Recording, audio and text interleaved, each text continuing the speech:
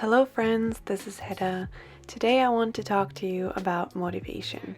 There are a lot of videos, articles, and tutorials out there about how to start a bullet journal, but not so many about how to keep journaling. By that I mean how to stay motivated to journal and how to keep doing it over a longer period of time. So that's what I want to talk about with you today. While I do that, I'll be setting up a weekly spread for May, and I haven't sped it up as much as usual, so I hope you can enjoy that. In these spreads, as in my monthly spreads, I used my own printables, which are available on my Patreon page. You can find a link to it in the description box below.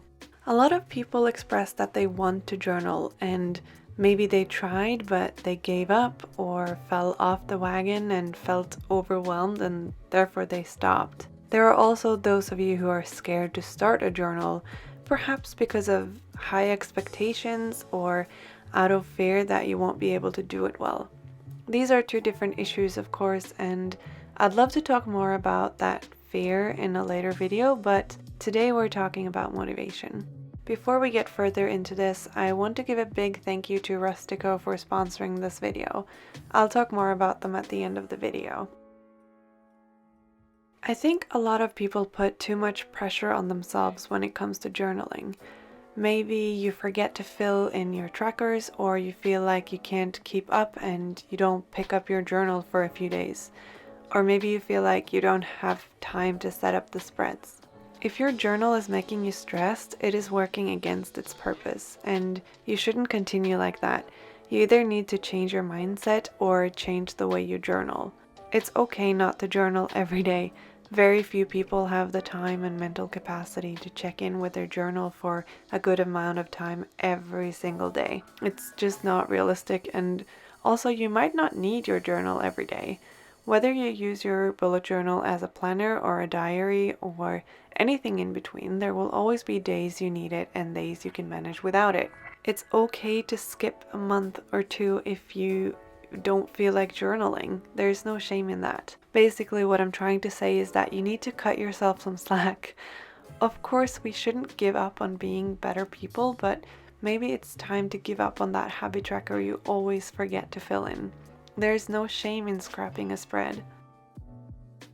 This might seem hypocritical and ignorant coming from someone who posts pictures and videos of their journal on the internet, but I will say it anyway. Don't compare yourself to others. Don't compare your journal to someone else's journal because it won't do you any good. I think a lot of people forget that a bullet journal is supposed to be a functional item. It's supposed to help you in your everyday life so that you can achieve your goals and feel good about yourself. It's not about the beautiful artwork and the delicate calligraphy that someone else do in their journal. You have to remember that we are all different individuals, and some of us like to make cute desserts, and some of us like to make our garden pretty, and some of us are good at cooking or sewing, and some people have practiced their skills at hand lettering for years. None of us are exactly the same, and I think it's important to embrace your own individuality and stop trying to make the exact same thing as someone else. Of course, it's okay to get inspiration from pictures and videos online. I do that all the time myself. Maybe you see a color combination you hadn't thought about, or a nice reference photo of a flower you want to draw. These things are okay, but don't be upset with yourself when your spread or drawing didn't turn out exactly how the reference photo looked. It's not about reproducing someone else's work, but rather making it your own. It seems like many people lose motivation to work on their journal because they don't feel like it's good enough. This ties back into the previous point of comparing yourself to others. You really should not feel pressured to share the contents of your journal with anyone. It's nobody's business. It can be for your eyes only. You don't have to show your friends, you don't have to show your family, and most importantly, you don't have to show the internet. You can, of course, but if it's making you unmotivated to work on it, just don't do it. You journal for yourself. You're not doing this for anyone else. It might be a good idea to sit down and think about why you want to journal. I even made a spread about that once in the beginning of my journal to remind me why I journal and what I want to achieve from it. Sometimes it's good to go back to the basics. Also, the functionality should be your main priority, and it doesn't have to be beautiful to be functional. If you want to share your journal with the internet, perhaps you should only do that when you have created something you really like through trial and error and mistakes. It's not necessary to share everything, and it's not necessary to share online to be a bullet journaler. And that brings me to my next point. Embrace the mistakes. We all make them. We learn from our mistakes. It's the most used up sentence in the world, but it's so true. When creating something, mistakes are inevitable. How do you expect to learn if you do everything perfect the first time? Life would get awfully boring and you wouldn't be able to experiment. I still can't, for the life of me, hand letter a nice looking K. I just can't do it. So I try to practice, and while I'm working on the case, I accept that they're not perfect and they look a little wonky.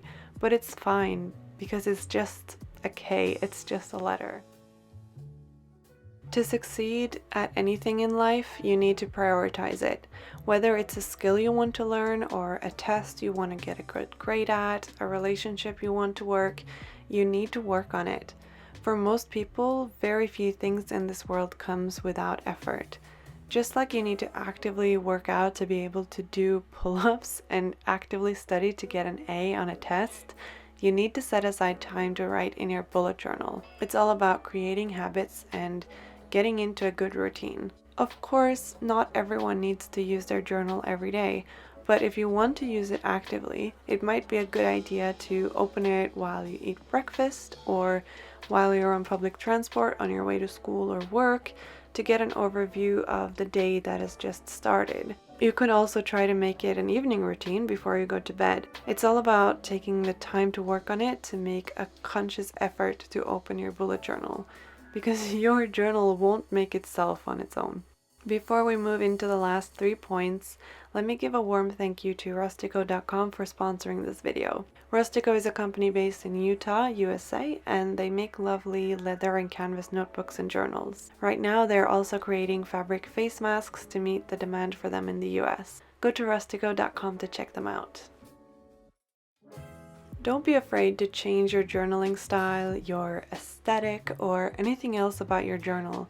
It's only natural for your preferences and style to change, and it's not weird that your spreads look different from month to month, or even from week to week. Although I've been bullet journaling since the middle of 2017, I'm still changing all the time. My journal has been through an undergraduate program, summer classes and holidays, internships, part-time jobs, and now a graduate program. There's just no recipe for what a good journal contains, and it will change just like you.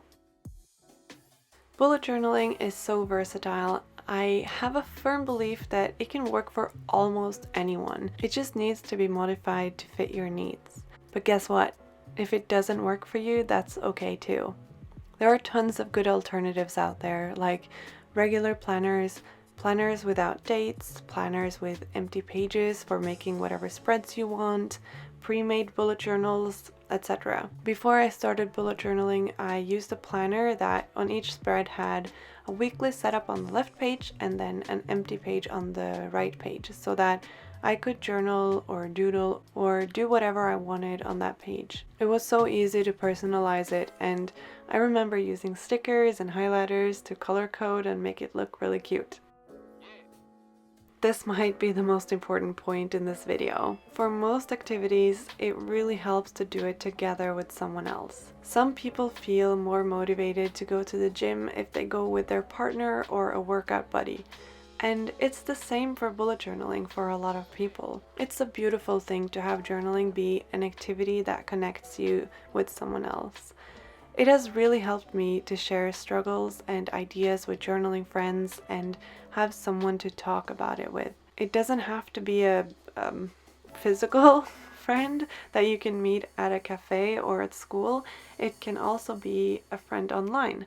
Maybe you get to know someone on Instagram, on YouTube, or on Amino. Personally, I have found a lot of friends through Instagram and bullet journal Amino, and I even met some of them a few times in real life, despite our friendship starting out online. They are the best people, and Even though it's tough to stay motivated for lots of things in life, they've helped me a lot, and I try to help them too.